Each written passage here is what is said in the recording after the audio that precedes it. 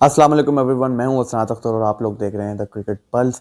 काफ़ी देर के बाद चैनल पे एक बार फिर हाजिर हुए हैं। आज दो तीन टॉपिक्स हैं।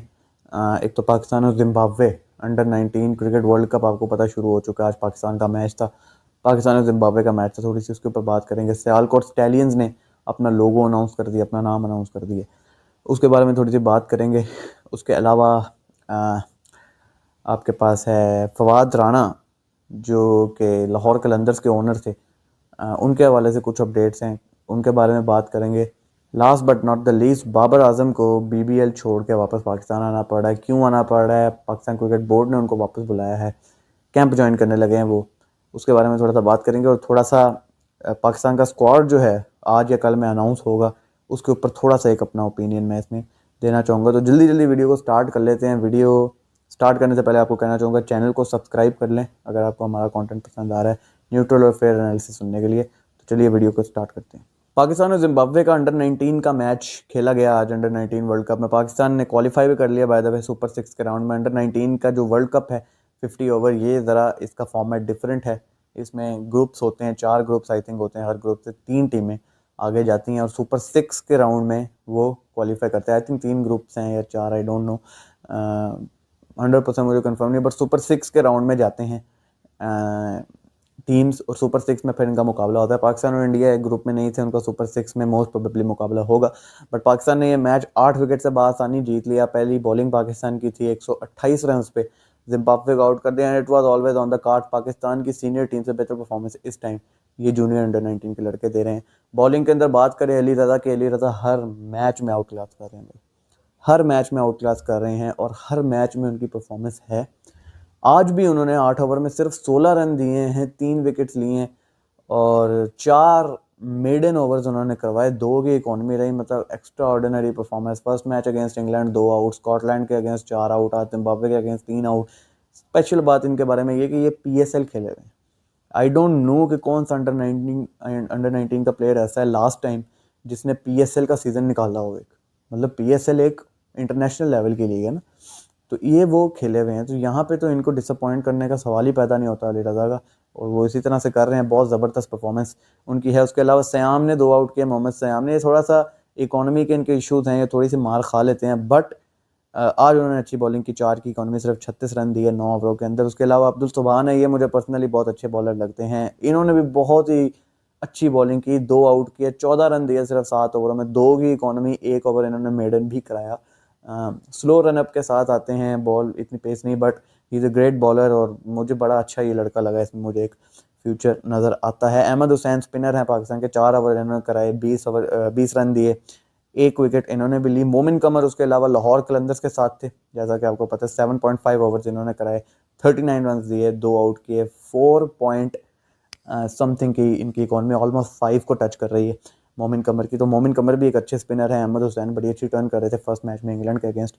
तो 128 रन पे जी जिम्बाब्वे को निपटा दिया। तो पाकिस्तान बैटिंग करने आया, it was very easy for Pakistan. Pakistan ने इस टारगेट को 27वें ओवर में तकरीबन कंप्लीट कर दिया। यहाँ पे एक ट्विस्ट भी है, वो ये है कि इस मैच के अंदर 25 से ज़्यादा ओवर अगर पाकिस्तान ले जाता तो जिम्बाब्वे रन रेट पे क्वालिफाई कर जाता फॉर द सुपर 6 राउंड, और जिम्बाब्वे क्वालिफाई कर गया फॉर द सुपर 6 राउंड।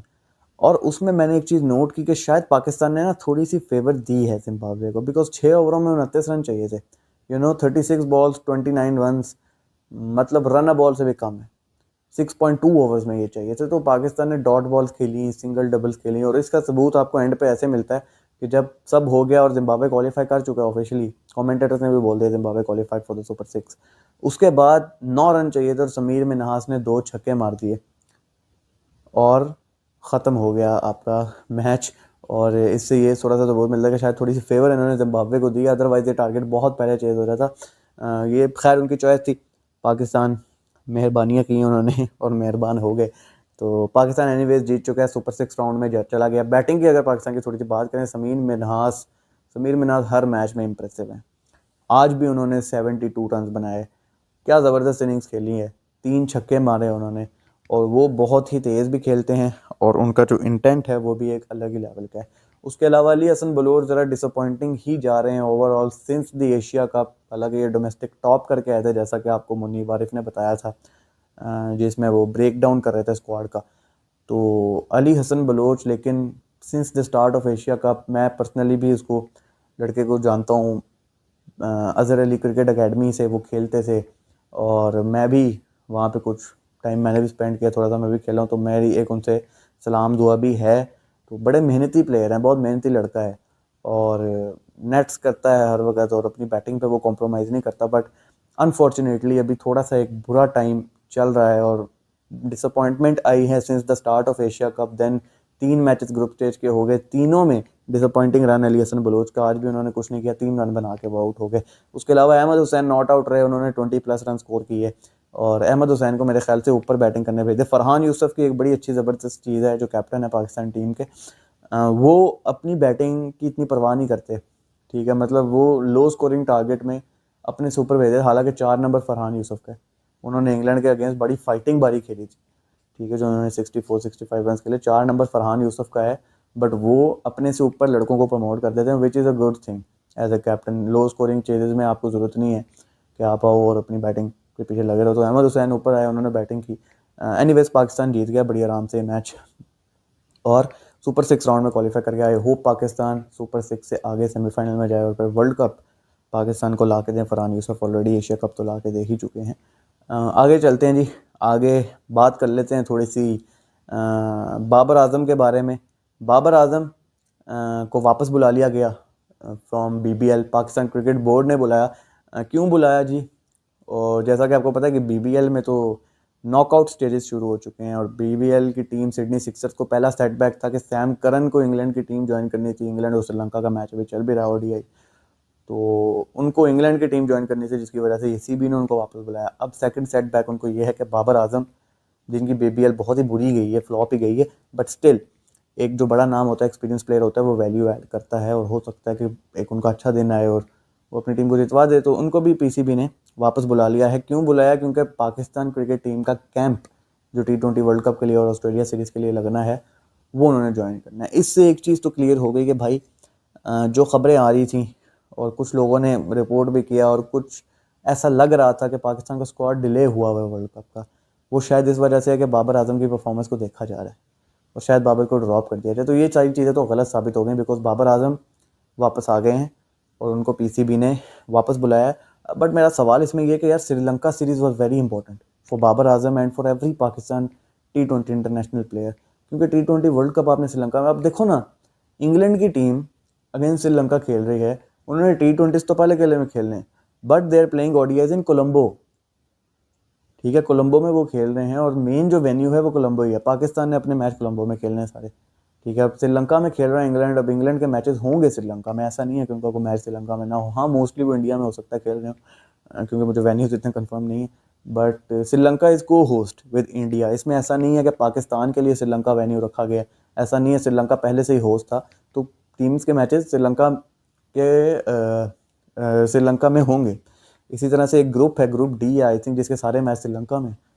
तो England is playing in Sri Lanka, वो वर्ल्ड कप की तैयारी कर रहे हैं ना, वो बड़ी टीम है, सेना कंट्रीज का एक बड़ा बोलबाला है, वो बड़ी टीम है, वो बड़े नाम है और वो तैयारी कर रहे हैं T20 वर्ल्ड कप की। उन्होंने श्रीलंका से सीरीज रखी, बेशक 3 ओडीआई रखे, बिकॉज उनके क्वालिफिकेशन का थोड़ा मसला बनना है 2027 वर्ल्ड कप का, क्योंकि 2023 का जो वर्ल्ड कप है बहुत बुरा खेला था इन्होंने, और वो आगे फिर वनडे मैचेस काउंट होते हैं और वो फिर उसी से ही क्वालिफिकेशन का फैसला भी होता है। तो इंग्लैंड इसीलिए वनडे खेल रहा है, but they are playing in Sri Lanka. अब पाकिस्तान जब श्रीलंका में खेला, पाकिस्तान ने अपने मेन प्लेयर्स ही रेस्ट करा दिए। बाबर आजम वहीं पे हैं, वहीं पे खेल रहे हैं, हारिस रऊफ वहीं पे खेल रहे हैं। हारिस रऊफ के बारे में मैं अभी आता हूँ, उनके हवाले से बड़ी अजीब अजीब सी खबरें आ रही हैं T20 वर्ल्ड कप के स्क्वाड से। तो ये है कि बाबर आजम को तब क्यों नहीं बुलाया? आपको तब उनको बुलाना चाहिए था। बीबीएल में वो कोई बहुत झंडे नहीं गाड़े। ठीक है, ब्रेक डाउन होगा एक वीडियो में बाबर आजम की परफॉर्मेंसेज का, ठीक है, करेंगे आपके साथ। ठीक है, आगे एक वीडियो इस तरह की प्लान्ड है, बट बाबर आजम को बीबीएल में कोई अच्छी परफॉर्मेंस नहीं दी उन्होंने। ठीक है, आगे बाबर के ऊपर मैं बात नहीं कर रहा हूँ उनकी बीबीएल परफॉर्मेंस के ऊपर, बट बाबर आजम को आपको श्रीलंका में भी बुलाना चाहिए था, वहाँ पर भी उनको टीम में रखना, क्योंकि वर्ल्ड कप के अगर प्लान्स में हैं तो वर्ल्ड कप की तैयारी में एक बड़ी सीरीज श्रीलंका की थी, क्योंकि आपने वहीं पे खेलना था जहाँ आपने वर्ल्ड कप खेलना है। डेम्बूला में आपने मैचेस खेले, आपने वर्ल्ड कप के मैच कोलंबो में खेलने, बट वेन्यू तो वही है ना, श्रीलंका का वेन्यू है ना, कंट्री तो श्रीलंका की है, पिचेस तो सिमिलर होती हैं। ठीक है, तो वो तैयारी के लिए बड़ी अहम सीरीज़ थी, उसमें आपने बाबर को नहीं बुलाया, ठीक है। तो खैर अब बाबर को उन्होंने बुला लिया है वापस, जो कैंप है वो ज्वाइन करने के लिए। तो बाबर T20 के स्क्वाड में, बाबर आजम के फैंस जो हैं बड़ा इंतजार कर रहे हैं कि बाबर होंगे या नहीं होंगे। आई होप कि वो T20 वर्ल्ड कप में हमारी इज्जत रखें, क्योंकि अगर इस दफ़ा भी उन्होंने डिसअपॉइंटिंग परफॉर्मेंस दी तो it will be his last T20 world cup. वो फिर फैंस की बातें हैं सिर्फ कि आप कौन होते हो किसी का करियर डिसाइड करने वाले, हम कोई नहीं है भाई। ये हमें भी पता है, ये सारी दुनिया को पता है कि बाबर कितने T20 वर्ल्ड कप खेल चुका है। एक में सिर्फ टॉप की परफॉर्मेंस है, उसके अलावा वन ऑफ इनिंग्स 2022 के वर्ल्ड कप में सेमीफाइनल में थी, उसके अलावा नहीं थी। I am not talking about Babar right now, but वैसे ही एक अंदिया आप लोगों को दिया मैंने, it will be his last T20 world cup. अगर तो वो बहुत बुरा परफॉर्म करते हैं तो फिर भूल जाना कि वो 28 का T20 वर्ल्ड कप खेलेंगे, क्योंकि बहुत ज़्यादा चांस हो गए हैं। खैर जी, आगे चलते हैं। आगे हमारा टॉपिक है फवाद राना के हवाले से।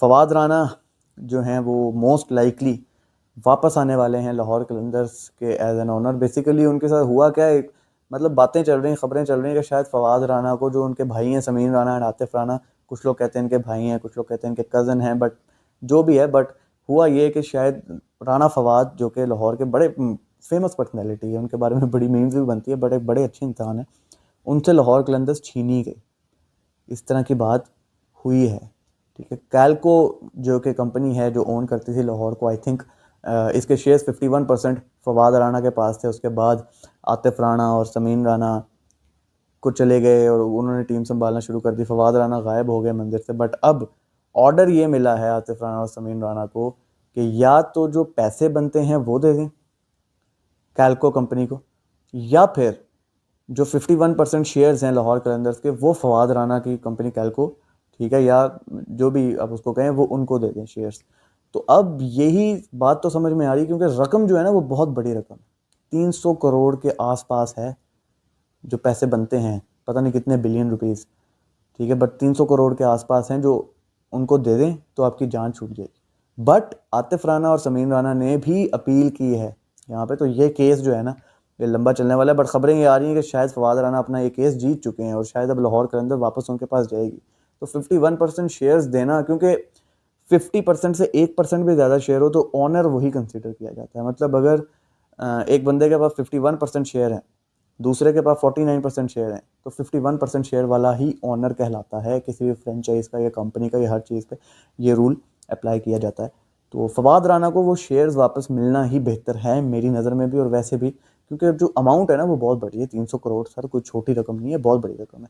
खैर जी, Fawad Rana most likely case जीत रहे हैं और फवाद राना शायद लाहौर कलंदर के लिए दोबारा आपको नज़र आए अमल दरामद करते हुए।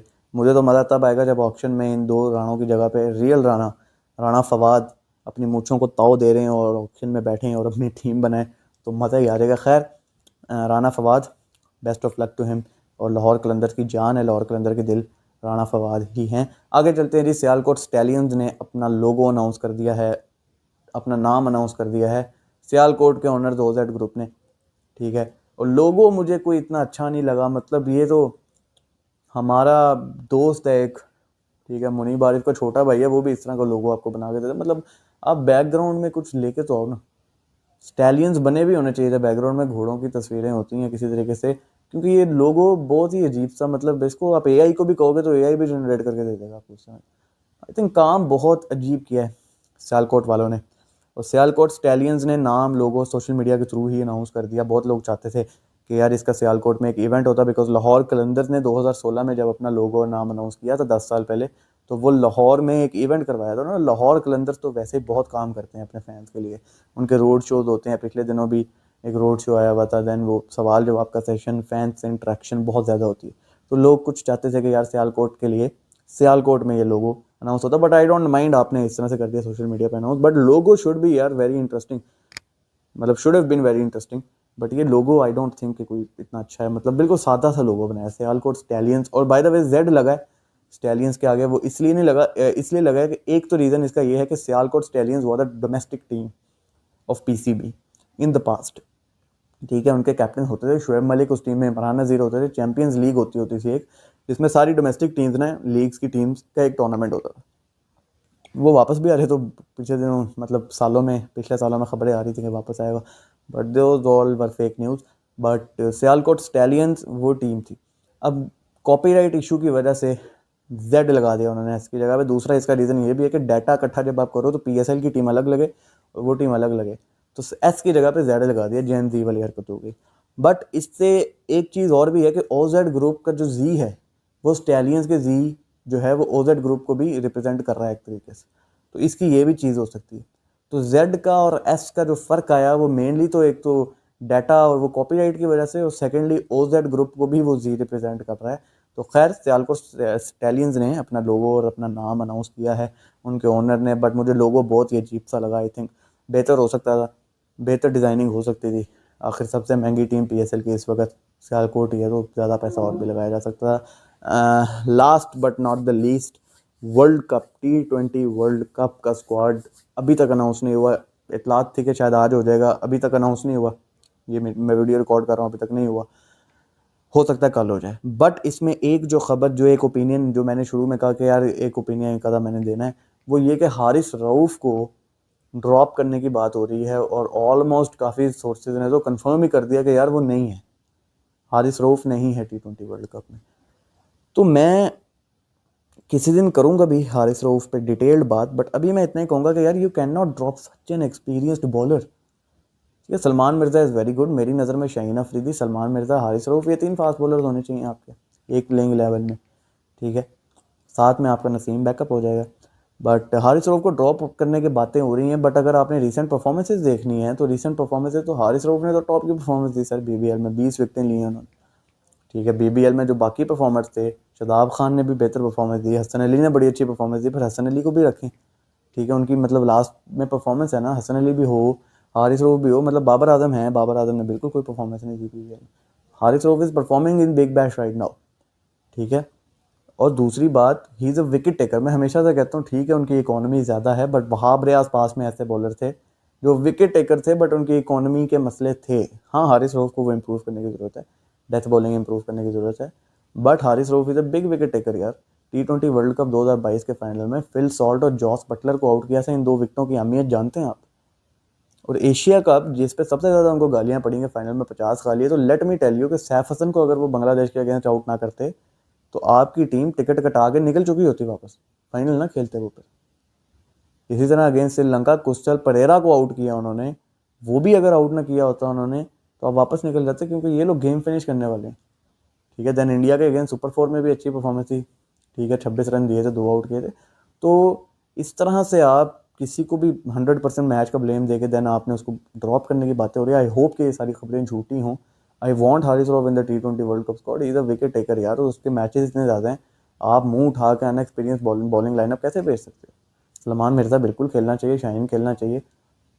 ठीक है, साथ हारिस रऊफ को भी होना चाहिए, ऐसा नहीं हो सकता कि आप हारिस रऊफ को ड्रॉप कर दें। तो खैर ये थी आज की video. I hope you like the video. अगर आपको वीडियो पसंद आई है तो लाइक दे दें, और चैनल को लाजमी सब्सक्राइब कर लें न्यूट्रल और फेयर एनालिसिस सुनने के लिए। साथ में बेल आइकन भी दबाएं। मिलते हैं आपसे किसी अगली वीडियो में, तब तक के लिए मुझे हसनात अख्तर को दीजिए इजाज़त। अल्लाह हाफ़िज़।